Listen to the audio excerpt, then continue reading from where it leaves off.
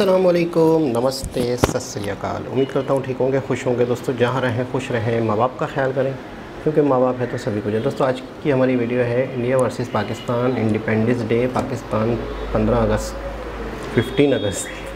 देखते हैं वीडियो को।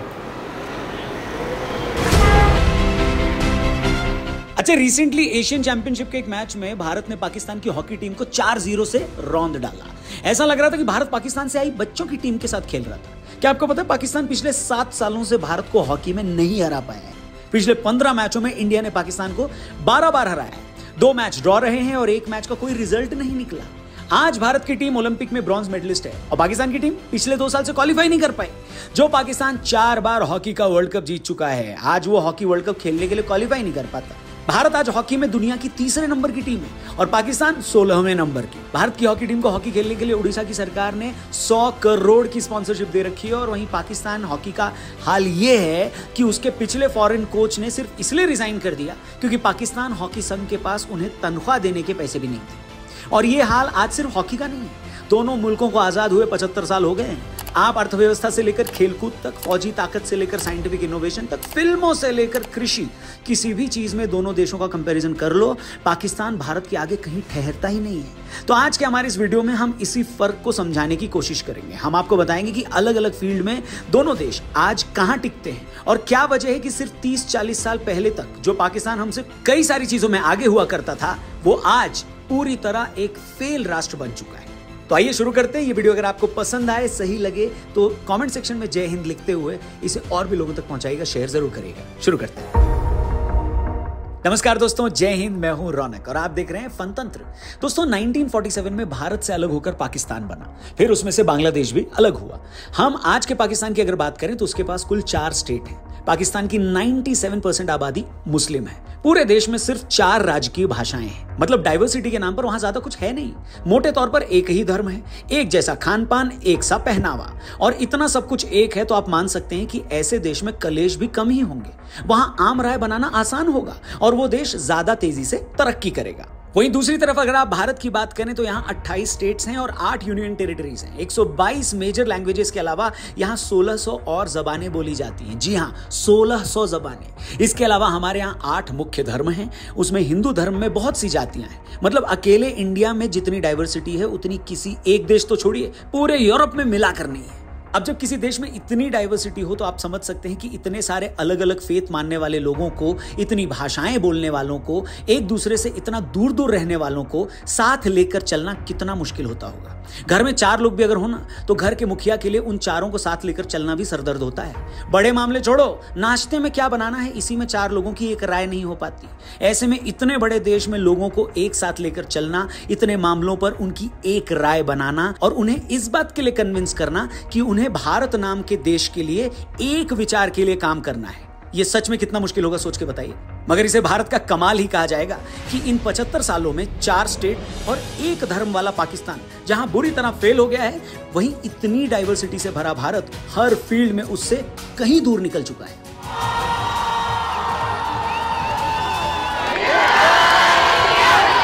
वेल, इस पे आपकी क्या ओपिनियन है हमें कमेंट करके जरूर बताइएगा। लेकिन साथ ही अपनी ओपिनियन से अगर पैसे कमाना चाहते हैं तो डिस्क्रिप्शन में आपके लिए प्रोबो ऐप का लिंक दिया है। जल्दी से इस ऐप को डाउनलोड करिए। Cricket, crypto, football, in fact weather जैसे टॉपिक भी हैं जहां पर आप सिर्फ येस या नो में ओपिनियन देकर पैसे कमा सकते हो। जैसे एक सवाल है वहां पर प्रोबो ऐप पर कि क्या एशिया कप क्रिकेट मैच में इंडिया पाकिस्तान के सामने जीतेगी, येस या नो। इतने आसान से सवाल होते हैं। मैंने तो अपना ओपिनियन दे दिया है और क्वांटिटी बढ़ा के इन्वेस्ट भी कर दिया है, आप भी करो। और हाँ, अगर आप जीतोगे तो पेटीएम, गूगल पे, यूपीआई से विड्रॉ भी कर सकते हो बड़ी आसानी से। बस प्रोबो ऐप डाउनलोड करना, डिस्क्रिप्शन में लिंक दिया है। ठीक है, वीडियो में आगे बढ़ते हैं। दोस्तों एक हिंदी गाना है, बाप बड़ा ना भैया, सबसे बड़ा रुपया। ये बात रिश्तों में ही नहीं दुनिया में भी लागू होती है। दुनिया भी उसी की इज्जत करती है जिसके पास रुपया है, जिसकी अर्थव्यवस्था आगे बढ़ रही है, जो दुनिया को कुछ दे सकता हो। आज भारत दुनिया की 5वीं सबसे बड़ी इकोनॉमी है। 2027 तक ये जर्मनी और जापान के बाद दुनिया की 3री सबसे बड़ी इकोनॉमी बन जाएगी। वहीं पाकिस्तान का हाल ये है कि उसे भीख का कटोरा मांगने के लिए भी भीख मांगनी पड़ती है। फिगर्स की बात करें तो भारत दुनिया की सबसे तेजी से बढ़ती अर्थव्यवस्था बन गया। वहीं पाकिस्तान की $300 बिलियन की भी नहीं है। मगर आपको पता है ये स्थिति हमेशा से नहीं थी। इनफैक्ट 1960 से लेकर 1980 तक पाकिस्तान हमसे बेहतर आर्थिक स्थिति में था। ये वो टाइम था जब पाकिस्तान की अर्थव्यवस्था एनुअली 6% के हिसाब से ग्रो कर रही थी और भारत की 4% के आसपास। ये वो वक्त है जब पाकिस्तान को तेल बेचने वाले अरब देशों से खूब पैसा मिला करता था। अमेरिका भी उस पर खूब मेहरबान था और उस वक्त के पूर्वी पाकिस्तान यानी बांग्लादेश से होने वाले कारोबार से भी उसे काफी पैसा मिलता था। और यही वो वक्त था जब हमारी इकोनॉमी खुली ही नहीं थी, कई चीजों के एक्सपोर्ट पर बैन था, सरकार प्रोटेक्शनिज्म की पॉलिसी पर चलती थी। 80 के दशक तक तो पर कैपिटा इनकम में पाकिस्तान भारत से भी आगे था, मगर धीरे धीरे ये हालात बदलते गए। पहले पाकिस्तान से टूटकर बांग्लादेश अलग हो गया, पाकिस्तान में मजहबी कट्टरता बढ़ने लगी। 1990 के दशक में मनमोहन सिंह के बनने के बाद भारत में इकोनॉमिक रिफॉर्म्स होने लगे, भारतीय कंपनियों में कॉन्फिडेंस आया, दुनिया की बड़ी बड़ी कंपनियां भी यहां आई, देश में नौकरियां बढ़ी, भारत की अर्थव्यवस्था 4% से निकलकर 6, 7, 8 और 9% की रफ्तार से आगे बढ़ी। देखते ही देखते भारत दुनिया की सबसे तेजी से बढ़ती अर्थव्यवस्था बन गया। इस बीच पाकिस्तान के अमेरिका से वैसे रिलेशन नहीं रह गए, वहां लगातार पॉलिटिकल इंस्टेबिलिटी बढ़ने लगी। धीरे धीरे उसकी पहचान आतंक फैलाने वाले देश के रूप में हो गई, मुल्क कंगाली के करीब पहुंच गया। उसकी हरकतों की वजह से उसे वर्ल्ड बैंक ने ग्रे लिस्ट में डालकर उधार देना बंद कर दिया। आवाम आटे तक के लिए सड़कों पर आ गई, हर चीज 3 गुना महंगी हो गई। आज हालात यह है कि पाकिस्तान को अपने खर्च पूरे करने के लिए रोजाना 14 अरब रुपए का कर्जा लेना पड़ता है। पाकिस्तान पर $140 बिलियन से ज्यादा का कर्जा हो गया है और देश कभी भी दिवालिया हो सकता है। वहीं भारत की आज की हैसियत यह है कि हम आज G20 देशों की मेजबानी कर रहे हैं। पूरी दुनिया में डूबती अर्थव्यवस्थाओं के बीच भारत बिरला देश है जो अब भी खड़ा हुआ है। 2023-24 के लिए दुनिया में उसकी प्रेडिक्टेड ग्रोथ सबसे ज्यादा है और जो भारत महज कुछ साल पहले प्रति व्यक्ति आय में पाकिस्तान से पीछे था, वही भारत 140 करोड़ की आबादी के बावजूद पाकिस्तान से 1.5 गुना आगे है। मतलब भारत की पाकिस्तान से 7 गुना ज्यादा आबादी है, फिर भी उसका हर आदमी एक औसत पाकिस्तानी से 1.5 गुना ज्यादा कमा रहा है। इसलिए मुझे हैरानी नहीं होती जब कोई सीमा हैदर अपने 4 बच्चों के साथ सचिन के लिए पाकिस्तान से भागकर नोएडा आ जाती है और भारत से भागकर पाकिस्तान गई अंजू का प्रेमी नसरुल्लाह ये कहता है कि वो अंजू के साथ भारत में रहने को तैयार है। प्यार अपनी जगह है, मगर ये भी सच है कि कोई भी भूखा तो नहीं मरना चाहता ना, बताइए। मैं वापस नहीं जा सकती, मैं यहाँ उम्मीद लेके आई हूँ। दोस्तों, जिस दौरान मैं ये वीडियो बना रहा हूं, पाकिस्तान के प्रधानमंत्री शहबाज शरीफ ने अपने पद से इस्तीफा दे दिया। उनकी जगह अनवर उल हक पाकिस्तान के नए केयर टेकर प्रधानमंत्री बने हैं और पाकिस्तान के सबसे पॉपुलर नेता और पूर्व प्रधानमंत्री इमरान खान जेल में है। इस तरह पाकिस्तान में 3 साल में 3 प्रधानमंत्री बदल गए। वहीं इसकी तुलना में भारत में पिछले 25 सालों में ही सिर्फ 3 प्रधानमंत्री हुए हैं। अभी 9 सालों से मोदी जी पीएम हैं। उनसे पहले 10 सालों तक मनमोहन सिंह जी थे और उनसे पहले 5 साल तक वाजपेयी जी। ये कंपैरिजन ही अपने आप में बताने के लिए काफी है कि दोनों देशों में लोकतंत्र किस तरह चलता है। ये कहने में कोई हर्ज नहीं है कि भारत में भी कोई आइडियल डेमोक्रेसी नहीं है। ऐसा भी नहीं है कि हम खुद पर बहुत गर्व करें, लेकिन हाँ, ये भी सच है कि यहाँ चुने जाने के बाद प्रधानमंत्री अपना कार्यकाल पूरा करते हैं। उन्हें इस बात का डर नहीं रहता कि आर्मी उनका तख्ता पलट न कर दे। पद छोड़ने के बाद उन्हें देश नहीं छोड़ना पड़ता। वहीं पाकिस्तान पर नजर डालें तो आजादी के बाद से पाकिस्तान में कभी चुनी हुई सरकारें नहीं रही। आजादी के महज 9 साल बाद ही आर्मी चीफ मोहम्मद अयूब खान उस वक्त के राष्ट्रपति अली मिर्जा की मदद से उस वक्त के प्रधानमंत्री को हटाकर खुद राष्ट्रपति हो गए। इसके बाद अगले 13 सालों तक पाकिस्तान में लोकतंत्र नहीं आ पाया। फिर 77 में जनरल जियाउल हक ने जुल्फिकार अली भुट्टो की लोकतांत्रिक सरकार को बर्खास्त कर दिया। इसके बाद उन्होंने संविधान में काफी बदलाव किए और उन्हीं के रहते पाकिस्तान में मजहबी कट्टरता बढ़ने लगी। इसके बाद फिर 11 साल तक पाकिस्तान में लोकतंत्र नहीं आया और 1999 में करगिल युद्ध की हार के बाद जनरल परवेज मुशर्रफ नवाज शरीफ की सरकार को पद से हटाकर खुद देश के सर्वेसर्वा हो गए और 9 सालों तक इस पद पर वो बने रहे। इस तरह आजादी के 75 सालों में पाकिस्तान में 31 साल तक तो फौजी हुकूमत का राज रहा। उसके बाद जो सरकारें बनी वो भी उस फौजी हुकूमत की कठपुतली ही रही। ये वो फौजी हुक्मरान थे जो किसी भी कीमत पर ताकत अपने हाथ से नहीं जाने देना चाहते, जो हर वक्त पाकिस्तान की आवाम को भारत का खौफ दिखाकर, इस्लाम की दुहाई देकर ताकत अपने हाथ में लेते आए हैं। बहुत सालों बाद जब इमरान खान जैसे किसी बड़े नेता ने इस मिलिट्री एस्टैब्लिशमेंट के खिलाफ आवाज उठाई तो उनका क्या हश्र हुआ, ये सबके सामने है। सच तो यह है कि पाकिस्तान में जो डेमोक्रेसी की स्थिति है, इसी वजह से भारत पाकिस्तान के हालात कभी नॉर्मल हो ही नहीं पाए, क्योंकि भारत की सरकारें अक्सर यही शिकायत करती हैं कि पाकिस्तान में बात किससे करनी है हमें यही नहीं पता। यही वजह है कि एक देश के तौर पर आज पाकिस्तान की कोई इज्जत नहीं है। जो विदेशी नेता भी पाकिस्तान आते हैं वो भी जानते हैं कि वहां की सरकारें सिर्फ नाम की हैं। इसीलिए हर विदेशी नेता अपने दौरे में पाकिस्तान के आर्मी चीफ से जरूर मिलता है। अब इसकी तुलना आप भारत से कर लीजिए। नरेंद्र मोदी आज भारत ही नहीं, दुनिया के सबसे पॉपुलर नेता हैं। हर पॉपुलैरिटी चार्ट में वो टॉप पर हैं। अमेरिका उनको अपने यहाँ स्टेट गेस्ट बनाता है। यूरोपीय देशों के दौरे पर हेड ऑफ द नेशन उनका वेलकम करने आते हैं। रूस यूक्रेन युद्ध में भारत शायद अकेला देश है जिसने किसी की साइड नहीं ली। दुनिया भर के दबाव के बावजूद रूस से सस्ता तेल खरीदा। दुनिया की नाक में दम करने वाले चीन की आंख में आंख दिखाई। भारत ही शायद अकेला देश भी है जिसके एक ही वक्त में रूस के साथ अमेरिका से भी अच्छे संबंध,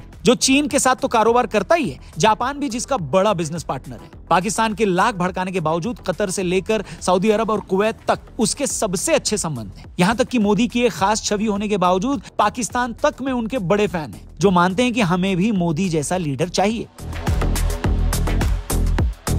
इसके अलावा कोई भी फील्ड उठाकर आप देख लो, ऐसा लगता है कि हॉकी की तरह पाकिस्तान ने हर फील्ड में भारत के आगे घुटने टेक दिए हैं। भारत से तमाम नफरत के बावजूद पाकिस्तान के सिनेमा हॉल हमारी फिल्मों के दम पर ही चल रहे हैं। भारतीय फिल्में न चलाएं तो उनके हॉल बंद हो जाते। दोनों देशों में क्रिकेट बड़ा खेल है। एक तरफ भारत ने IPL के तौर पर दुनिया को सबसे बड़ी क्रिकेट लीग दी है, जिसमें सबसे कम पैसे पाने वाला खिलाड़ी भी PSL के सबसे ज्यादा पैसे पाने वाले खिलाड़ी से ज्यादा अमीर है। यहाँ तक कि इस साल शुरू हुए विमेंस IPL में हमारी महिला खिलाड़ियों को भी PSL के टॉप प्लेयर से ज्यादा पैसा मिल रहा है। 90 के दशक में भारतीय खिलाड़ियों पर पाकिस्तान का हवा हुआ करता था। आज हालात ये है कि इक्का दुक्का मैच छोड़कर पाकिस्तानी टीम हमसे जीतती तक नहीं। आज हमारी स्पेस एजेंसी इसरो की तुलना नासा जैसी बड़ी एजेंसी से की जाती है। वो चंद्रयान जैसे बड़े मिशन चलाकर दुनिया को हैरान कर रही है। हम मंगल तक पहुंच चुके हैं। वहीं पाकिस्तान की स्पेस एजेंसी का कोई नाम तक नहीं जानता। मेडिकल सुविधाओं में भी इंडिया के आगे पाकिस्तान की कोई तुलना नहीं है। सच तो यह है कि बहुत बड़े लेवल पर पाकिस्तानी हर साल इलाज करवाने भारत आ रहे हैं। भारत में आज 70,000 से ज्यादा प्राइवेट और सरकारी अस्पताल। पाकिस्तान में कुल मिलाकर सिर्फ 8,000 अस्पताल हैं। उनमें से भी आधे अस्पताल खुद बीमार हैं। 2021 तक की बात करें तो भारत का फार्म एक्सपोर्ट $25 अरब तक पहुंच चुका था। कोविड के टाइम पर जहां पाकिस्तानी चीन से मिलकर घटिया मास्क और घटिया वैक्सीन का रोना रो रहे थे, वहीं भारत ने 100 से ज्यादा देशों को कोविड की वैक्सीन मुफ्त में देकर करोड़ों लोगों की जान बचाई। ये हैसियत है भारत की और ये हाल है पाकिस्तान का। दोस्तों, इस सारी तुलना का, सारे कंपैरिजंस का मतलब ये कतई नहीं है कि हम ये बताएं कि देखिए भारत कितना महान है, हम कितने परफेक्ट हैं और यहाँ कुछ भी गलत नहीं है। ऐसा बिल्कुल नहीं है। सच तो ये है कि इन 75 सालों में हम भी जहां हो सकते थे उसके आसपास भी नहीं पहुंचे। हमारे आसपास आजाद हुए देश कहां से कहां चले गए। दूसरे वर्ल्ड वॉर में बर्बाद हुआ जापान सिर्फ 20 सालों में अपने पैरों पर खड़ा हो गया। कोरिया भी महज 3 दशक में एक विकसित देश बन गया। लेकिन हम वहां नहीं पहुंच पाए जहां हमें होना चाहिए था। मगर धीरे धीरे सही हम आगे बढ़ रहे हैं। वैसे भी हम इंडियंस अपने पेस से ही हर काम करते, मगर हम कर तो रहे हैं। लेकिन एक टाइम पर हमारा ही हिस्सा रहा पाकिस्तान तो जैसे बर्बाद ही हो गया। उसके पास हमसे कम चैलेंजेस थे, हमसे कम आबादी थी, हमसे ज्यादा उपजाऊ जमीन थी, मगर वो कुछ नहीं कर पाए। उनकी मजहबी कट्टरता ने, उनके भ्रष्ट फौजी अफसरों ने, उनकी निकम्मी सरकारों ने, हिंदुस्तान के लिए उसकी नफरत ने उसे बर्बाद कर डाला। पाकिस्तान इस बात का बेहतरीन एग्जाम्पल है कि सब कुछ पास होते हुए भी कैसे एक देश सिर्फ अपनी सोच की वजह से बर्बाद हो सकता है। उम्मीद है पाकिस्तान टाइम के साथ अपनी इस बर्बादी से सबक लेगा। कश्मीर की जिद में खुद को और बर्बाद नहीं करेगा, बलूचों के साथ इंसाफ करेगा, पाकिस्तान की माइनॉरिटीज को भी इंसाफ देगा। ये भी समझेगा कि दूसरों के विश्वास अलग हो सकते हैं, उनके ऊपर वाले को मानने के तरीके, पूजने के तरीके अलग हो सकते हैं। पाकिस्तान हिंदुस्तानी सरकारों पर मुस्लिम विरोधी होने का कितना भी प्रोपेगेंडा फैला ले, लेकिन ये भी सच है कि पूरी दुनिया में आतंकी हमलों में मरने वाले सबसे ज्यादा मुसलमान पाकिस्तान में ही मारे जाते हैं और उन्हें मारने वाले भी उन्हीं के मजहब से ताल्लुक रखते हैं। उम्मीद करते हैं कि पाकिस्तान आने वाले सालों में अपनी इन तमाम गलतियों को समझेगा और एक बेहतर मुल्क बनने की तरफ आगे बढ़ेगा। बाकी आज की वीडियो में इतना ही। ये वीडियो अगर आपको सही लगी हो तो प्लीज इसे अपने दोस्तों से और सबसे जरूर शेयर करिएगा और अपना ओपिनियन भी जरूर दीजिएगा कि वीडियो लगी कैसी आप। और हाँ, ओपिनियन देने के लिए एक बढ़िया प्लेटफॉर्म है प्रोबो। डिस्क्रिप्शन में इसका लिंक दिया है, उस पर क्लिक करके प्रोबो ऐप को डाउनलोड करो। आपको ज्वाइनिंग बोनस मिलेगा 25 रुपए का। जी हाँ, फिर कई सारे टॉपिक्स हैं, यस या नो में ओपिनियन दो, ढेर सारे पैसे आपके हो सकते हैं। ठीक है, डाउनलोड करो प्रोबो, डिस्क्रिप्शन में लिंक है। और जाने से पहले हमारे चैनल को भी जरूर सब्सक्राइब करिएगा। फिलहाल के लिए इतना ही, अपना ख्याल रखिए। जय हिंद, वंदे मातरम। जी जनाब, मैं वीडियो की बहुत ज़्यादा तारीफ़ करूँगा, बहुत तारीफ़ करूँगा, बहुत तारीफ़ करूँगा। बहुत तेज़ी से बहुत कुछ बता दिया। मतलब ये वो डिटेल्स है जो बताने में घंटों लग जाए और समझाने में, लेकिन उन्होंने बहुत तेज़ी से और बहुत कुछ क्लियर कर दिया। अच्छा, हॉकी के हवाले से कुछ चीज़ें मैं थोड़ी सी और क्लियर कर देता हूँ। हॉकी हमारा नेशनल गेम है और हॉकी का ये हाल है। ठीक है, किसी ज़माने में हमारी क्रिकेट टीम का एक नाम होता था, आज हमारी क्रिकेट टीम कहाँ है पता ही नहीं है। इकनॉमी का हाल तो पूरी दुनिया जानती है, हमारा बच्चा बच्चा जानता है। हम सबको पता है कि हमारी इकनॉमी कहाँ से कहाँ पहुँच गई है, किस बुरे हालात में चल रही है। और एक बड़े बड़े खिलाड़ी हुआ करते थे हमारी हॉकी टीम में। आज हॉकी के जो कोच हैं वो मतलब है कि इनके थ्रू मुझे पता चला कि वो इसलिए छोड़ के चले गए कि उनकी सैलरी देने के पैसे नहीं है। तो कैसे मुल्क चलेगा, कैसे इदारे चलेंगे, कैसे स्पोर्ट्स, कैसे दुनिया के आगे हम हमारी सेल्फ रिस्पेक्ट ही ख़त्म हो गई। हमने सोचा ही नहीं कि हमारा मुल्क कहाँ जा रहा है, हम अपने मुल्क को कहाँ से कहाँ ले जा रहे हैं। इस मुल्क को लूटने वालों ने लूटा, जो भी करना था किया, करप्शन रही, जो भी है, लेकिन कम से कम सोचते तो सही कब तक रहेगा ऐसे। हम थोड़ा थोड़ा तो इस मुल्क को पानी या दूध पिलाते रहें कि ज़िंदा तो रहे। इस काबिल तो छोड़ते हम लोग करप्शन करने वाले कि कम से कम लूटने के काबिल तो छोड़ते कि यार उसे लूटते भी रहें, उसे ज़िंदा रखें ताकि उसे लूट सकें। ऐसा तो ना करते कम से कम कि उस मुल्क का ही बेड़ा गर्क कर देते कि यार ख़त्म, बिल्कुल ही खल्लास हो जाए ये कंट्री। इतना लूटना है हमने, इतना लूटना है। 1980 तक कह रहे हैं कि बहुत अच्छे हालात थे, बहुत कंडीशन अच्छी थी हमारे मुल्क की ग्रोथ अच्छी थी। उसके बाद क्या हाल हुआ, क्या नहीं हुआ, हम सब जानते हैं कि किस कंडीशन में हमारा मुल्क चल रहा है। अच्छा, एक बात और है कि कोई भी ऐसा मैदान नहीं है, कोई भी ऐसी फील्ड नहीं है, कोई भी किसी एक चीज़ के स्पेशलिस्ट तो हम हो जाते हैं, किसी एक चीज़ पे तो हम बेहतरीन किस्म के इंसान कहलाते हैं कि यार ये चीज़, हाँ यार पाकिस्तानी बेहतरीन यार, सिर्फ चोरी और बेईमानी के अलावा। क्योंकि कहीं पर भी किसी भी दुनिया में अगर कई लोग बाहर कंट्री में जाते हैं तो वो कहते हैं कि हमें तो बाकायदा सिखाया जाता है कि अपने आप को इंडियन कह देना। एक लड़के का इंटरव्यू देख रहा था मैं, वो कह रहा था कि अगर कोई आपसे पूछे चाइना में कि अगर आपसे कोई गलती हो जाए, कोई गड़बड़ हो जाए, तो आप बोल देना मैं इंडियन हूँ, तो आपकी बचत हो जाएगी। अगर आपने पाकिस्तानी कह दिया तो आपकी बचत नहीं होगी। और अब तो वाकई चाइनीज़ और ज़्यादा गुस्से में होंगे जब यहाँ पे चाइनीज़ के साथ क्या हो रहा है, क्या कुछ नहीं कर रहे हैं हम बलूचिस्तान में, क्या कुछ हो रहा है। तो जाहिर सी बात है वो अगर पाकिस्तानी लफ्ज़ सुनेंगे तो उनके दिल में भी कहीं ना कहीं नफ़रत आएगी कि अच्छा ये पाकिस्तानी है और इसने हमारे मुल्क में ये चोरी की, ये फ्रॉड किया, तो वो और ज़्यादा उल्टा लटकाएंगे। तो एक लड़का बाकायदा बता रहा था कि मेरे दोस्तों ने बोला कि आप चाइना में यहाँ पर हो तो आप अपने आप को पाकिस्तानी ज़ाहिर मत करना। कितने दुख की बात है।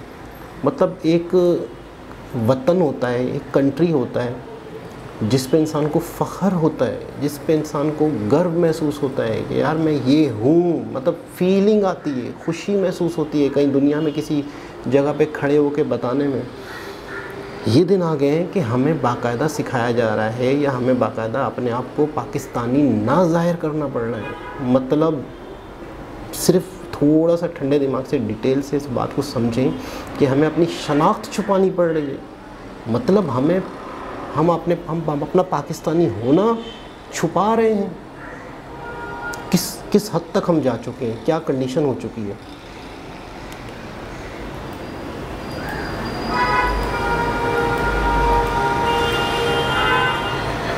और एक मिसाल जो उन्होंने लास्ट में दी थी कि 3 साल के अंदर 3 प्राइम मिनिस्टर, अभी एक निगरां वज़ीर आज़म, केयर टेकर वज़ीर आज़म कहलाते हैं क्योंकि इलेक्शन होने वाले हैं, तो निगरां वज़ीर आज़म बने। तो इमरान खान थे, शहबाज शरीफ थे और ये निगरां नहीं। उसमें जो उन्होंने बात की कि कहाँ 3 सालों में 3 प्राइम मिनिस्टर और कहाँ 30 सालों में 3 प्राइम मिनिस्टर, कहाँ पर मोदी जी ने कितने साल गुजार लिए।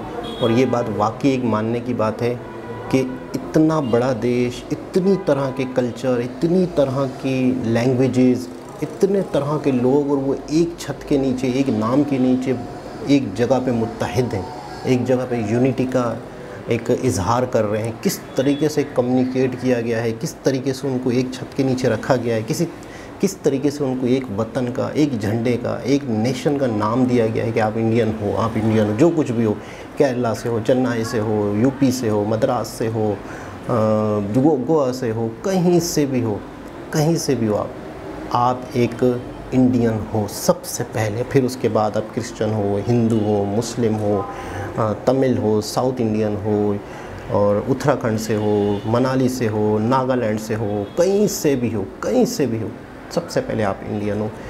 बहुत बड़ी बात है, बहुत बड़ी बात है। मैं आपको बिल्कुल सच बताऊं कि इन्होंने कितनी खूबसूरत मिसाल दी कि एक घर के अंदर 4 भाई हों तो उनके अंदर यूनिटी नहीं होती। एक भाई कहता है कि यूँ कलर करवा लो, तो एक भाई कहता है तो यूँ कलर करवा लो, तो एक भाई कहता है तो यूँ खाना बनवा लो, तो ये कहता है यूँ खाना बनवा लो, तो एक भाई कहता है कि इस तरह से कर लो, दूसरा कहता है इस तरह से कर लो। यूनिटी एका नहीं होता, क्योंकि हर दिमाग अलग अलग सोचता है, हर दिमाग की एक अपनी ख्वाहिशें होती हैं, हर दिमाग का अपनी एक सोच होती है।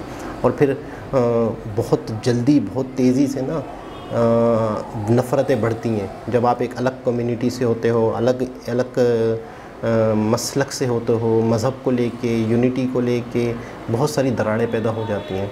किस तरीके से ये पॉसिबल हुआ है, किस तरीके से कल मैं जब वो पब्लिक से पूछ रहा था तो उन्होंने कहा हिंदुओं पे, मुसलमानों पे बड़े जुल्म हो रहे हैं। तो मैंने कहा देखो 34 करोड़ मुसलमान इंडिया में पड़े हुए हैं, 34 करोड़, पाकिस्तान की आबादी से ज़्यादा। तो अगर वहाँ पे जुल्म हो रहा है तो वो तो एक अलग देश बन चुका होता मुसलमानों का, एक और, या तो वो पाकिस्तान आ चुके होते या कोई अपना अलग देश बना चुके होते।